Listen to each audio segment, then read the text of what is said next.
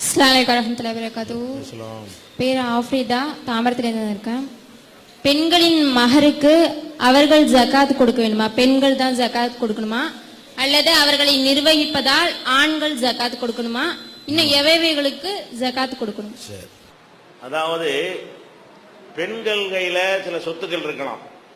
அவங்க மகர் தொகை வாங்கியிருப்பாங்க, 1 லட்ச ரூபாய் மகர் வாங்குறாங்க. அதுக்கு யார் ஜக்காத்து கொடுப்பது? அது மகர் மட்டும் இல்ல, இன்னும் எவ்வளவு சொத்துக்கள் வரலாம். பாப்பாட்ட இருந்து வாரிசு முறையில் கூட என்ன செய்யலாம், அவங்களுக்கு சொத்துக்கள் வரலாம்.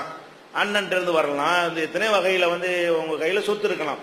அல்லது கணவர் கொடுத்ததே சேர்த்து வச்சிருக்கலாம். அவர் தேவைக்கு மேல என்ன செய்யலாம், 5000 ரூபாய் தேவைன்னா 10,000 ரூபாய் கொடுக்குற கணவன் மாதிரிலாம் இருக்கத்தான் செய்யறாங்க. அவங்க தான் ஜாஸ்தியா இருக்காங்க. அந்த மாதிரி அது மாதிரி வாங்குற ரூபாய் என்ன செய்யலாம், சேமித்து வைத்து சொத்து பத்துகள் வாங்கி இருக்கலாம்.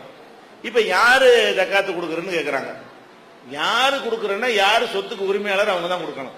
சொல்லுங்கதா, நீங்க உரிமையாளரை எப்ப ஆயிட்டீங்களோ ஜக்காத்தை அவன்கிட்ட போய் கொடுக்கணும்னு அர்த்தம். சொத்து உங்க சொத்து, உங்களுக்கு உரிமை ஆகிவிட்டது. அப்ப இஸ்லாத்துல பெண்கள் பேர்லயும் சொத்து வச்சுக்கலாம். லிர்ரிஜாலி நசீபுன் மிம்மக்தஸபு வலின்னிசாயி நசீபுன் மிம்மக்தஸபுன. ஆண்கள் சம்பாதித்து சேர்த்து வைத்துக் கொண்டது ஆண்களுக்கு சொந்தம், பெண்கள் சேர்த்து வைத்துக் கொண்டது அவங்களுக்கு சொந்தம்னு அல்லாஹ் சொல்றான். உங்க பேர்ல 1 கோடி ரூபாய் இருந்தாலும் உங்க புருஷனுக்கு சொந்தக்காரர் கிடையாது, உங்க அம்மா அப்பா சொந்தக்காரர் கிடையாது, நீங்க தான் அது உரிமையாளர்.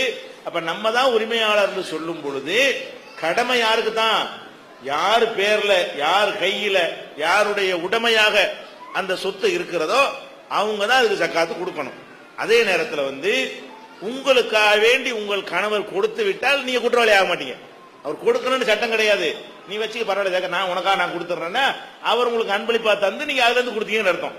உங்க கணவராக விரும்பி உங்க நகைக்கு நான் கொடுத்துடுறேன், நீ வச்சுக்கிற கேச நீனே வச்சுக்க, உன் ஜக்காத்தை நான் கொடுத்துடுறேன் அப்படின்னு பெருந்தன்மையா கொடுப்பாரையானால் அப்ப என்ன செய்யலாம், வாங்கி கணவன் வாங்குற தப்பு கிடையாது தானே, தாராளமா வாங்கி கொடுக்கலாம். உங்களை எல்லாம் கேட்க மாட்டான். கணவர் கொடுக்கலன்னா கேள்வி உங்களுக்கு தான். ஏன் உன் பொண்டாட்டி ஜக்காத்தை நீ கொடுக்கலன்னு புருஷன் எல்லாம் கேட்கவே மாட்டான். மறுமையில கேள்வி யாருக்கு தான்? யாரு சொந்தக்காரங்களோ இந்த சொத்துக்கு உரியவர்களோ அவங்களுக்கு தான்.